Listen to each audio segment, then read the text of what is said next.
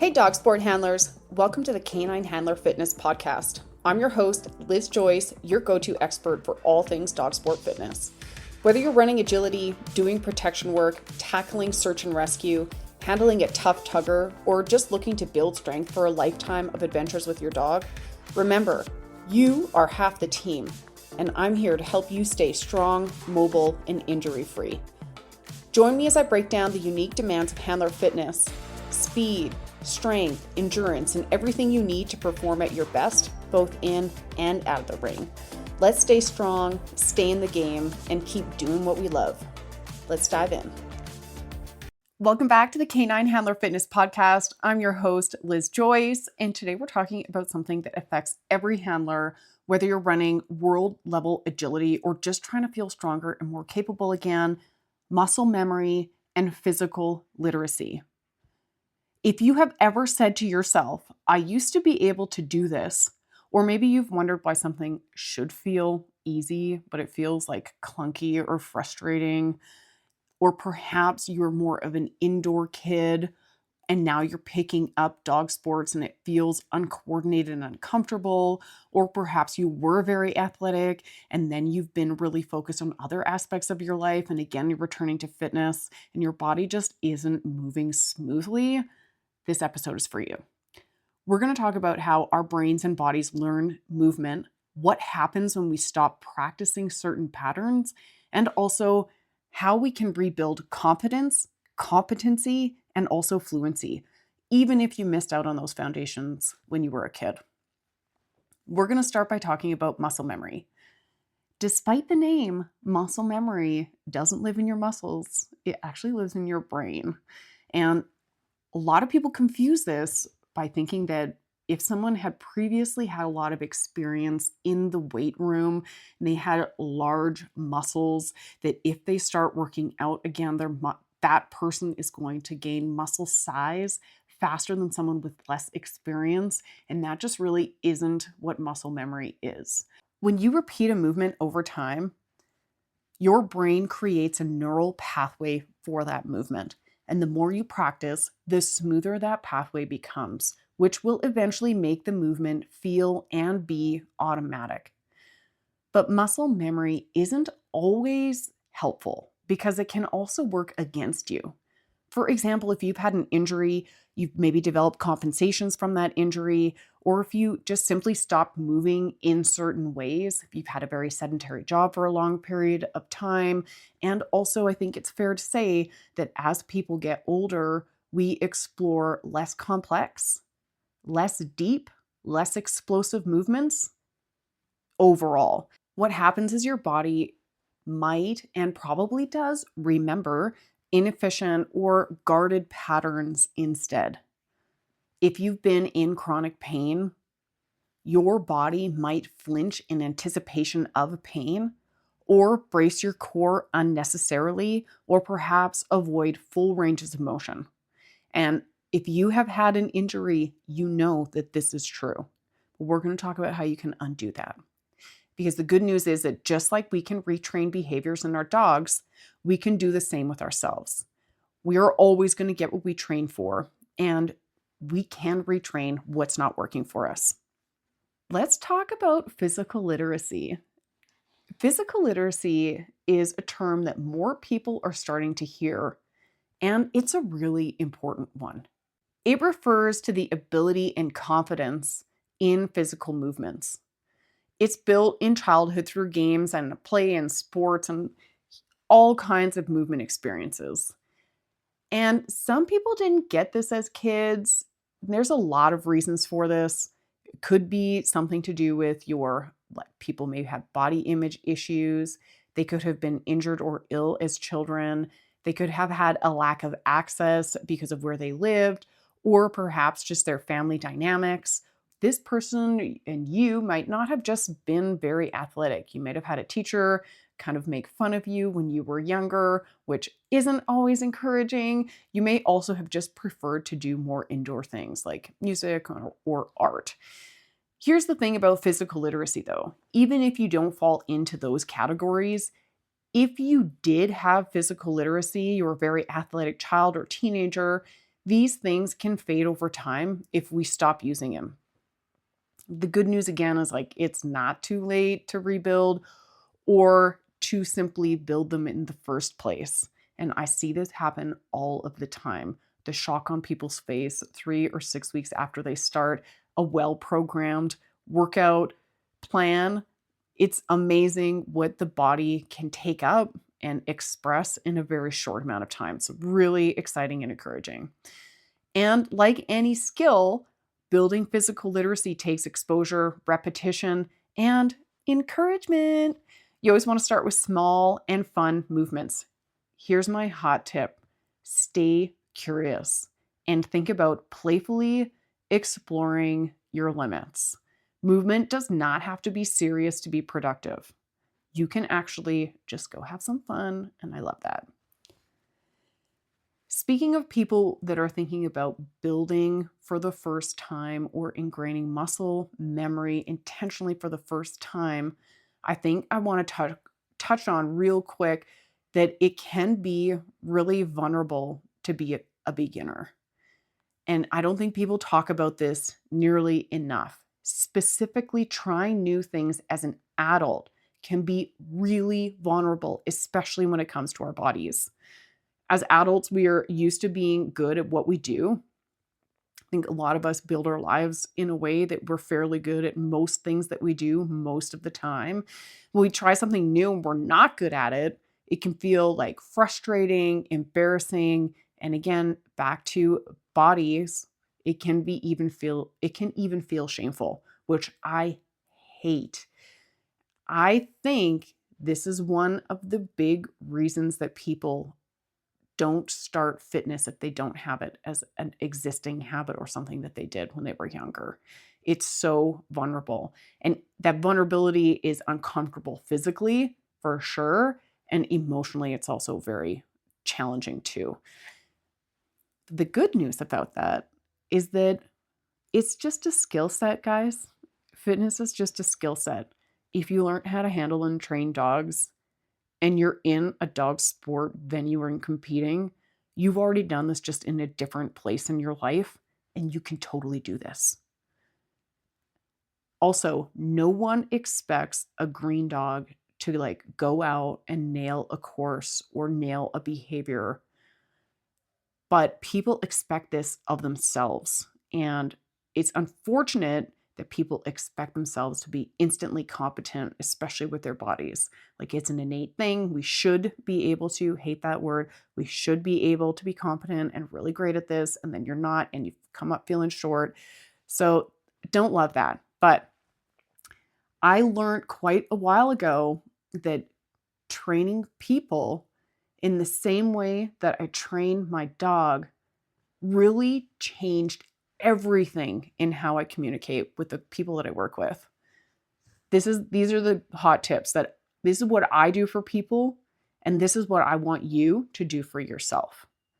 I want you to approach yourself with compassion when it's hard.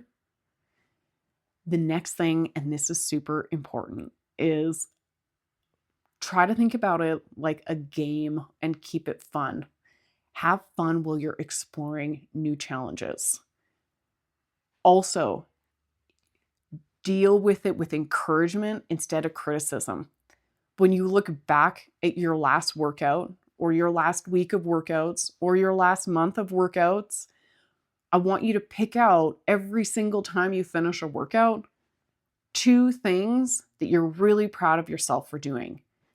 And that's going to really flip the script. So when you're in your workout and it's getting sticky and it's getting grindy and it's hard, you're going to start looking for things that you're doing really well rather than looking for things that you're not doing well.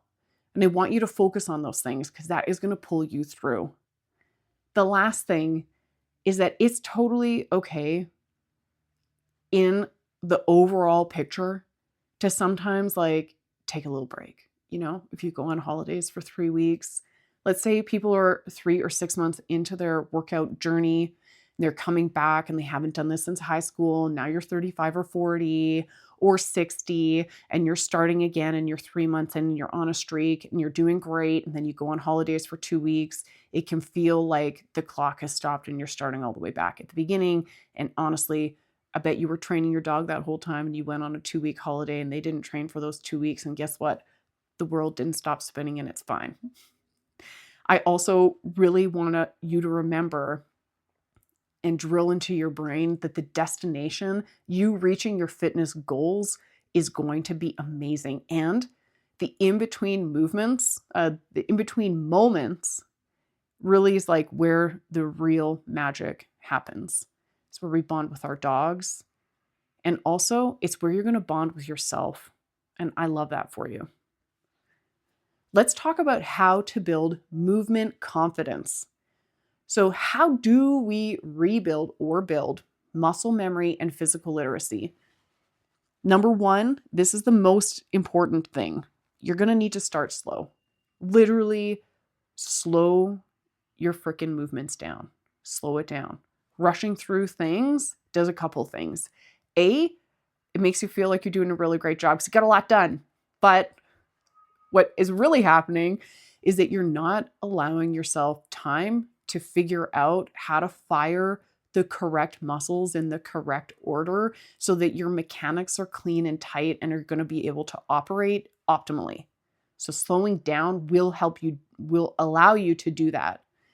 The other thing is that there are going to be muscles in that kinetic chain for sure that are not pulling their weight. You can call them your lazy Susan muscles. Sorry if there's a Susan listening to this. No offense at all. But your lazy Susan muscles, when you're doing squats, for example, or lunges, if you breeze through movements and you're really rushing through things, especially when you're first starting, your lazy Susan muscles have no reason to turn on. Our bodies are amazing compensation machines. They are incredible. And if you have a lazy Susan, like let's say you injured a muscle and then that muscle got protected by the ones that are around it, and you didn't go through physical therapy or physiotherapy, you didn't have massage, you didn't rebuild the strength and make sure it's firing well, and now it's 10 years later and you walked it off. Now that lazy Susan muscle that was protected has had like a decade of time of the stronger muscles around it dealing with life forces for it. And when you go through a movement where the lazy Susan is supposed to be doing something, but she's lazy, and the other muscles, I'm going to have to find a name for those, are doing the job for it, if you go quickly, that lazy Susan muscle has no reason to turn on a fire and help you out. So slow that stuff down. The second thing, you need to be consistent because repetition is really what wires in muscle memory. Even like 10 minutes a day adds up really quickly. And when you're first starting, I think there's just a big ramp of excitement. You're learning new things. It feels great. Your muscles are firing.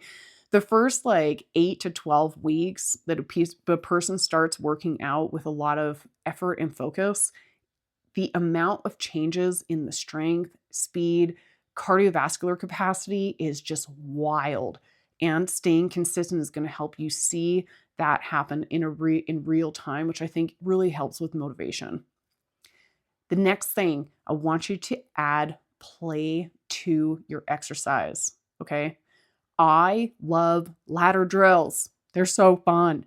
They're great for people who have an issue, like some challenges with high impact things. You can do them at a lower impact fashion.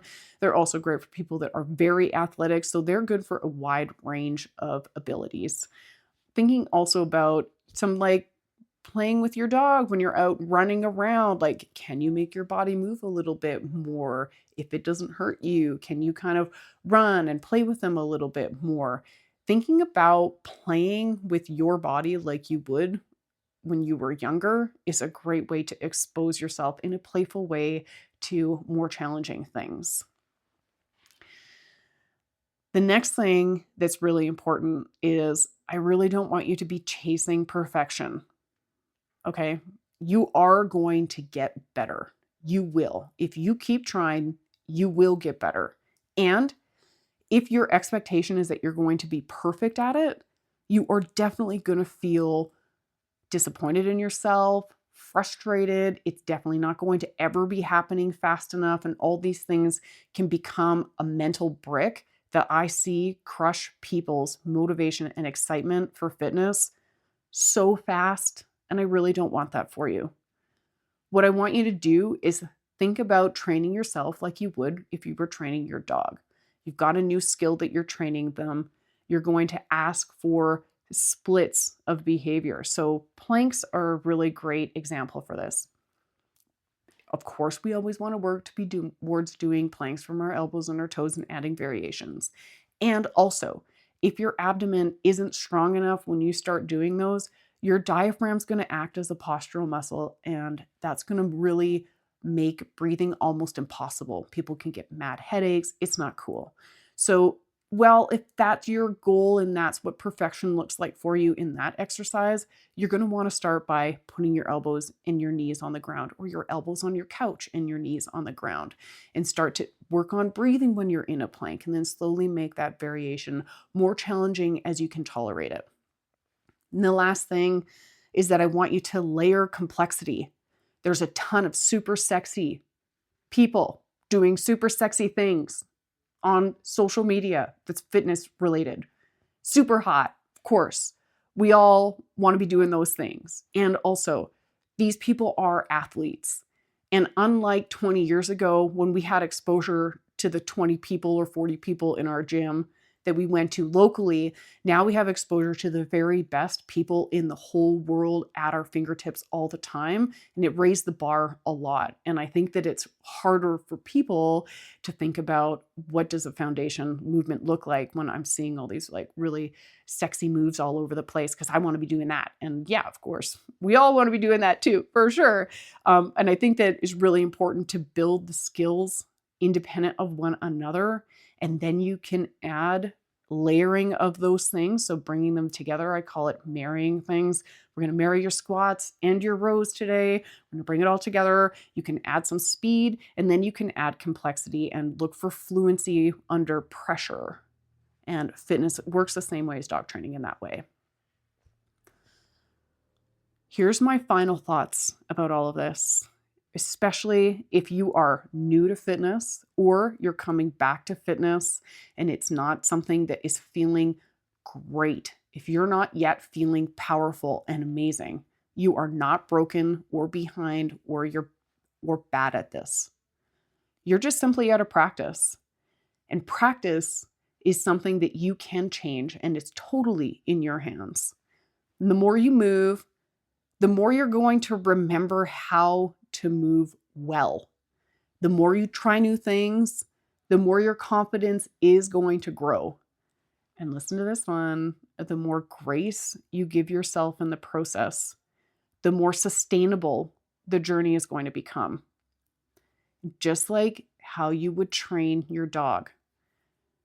Consistency and kindness take us the furthest. Thanks so much for listening to the Canine Handler Fitness Podcast. And if this episode hit home for you, share it with a teammate or a training buddy. You can find more resources on rebuilding movement skills over at caninehandlerfitness.com, or tune into our other episodes for more body smart handler strategies. Until next time, move well, stay curious, and enjoy the process.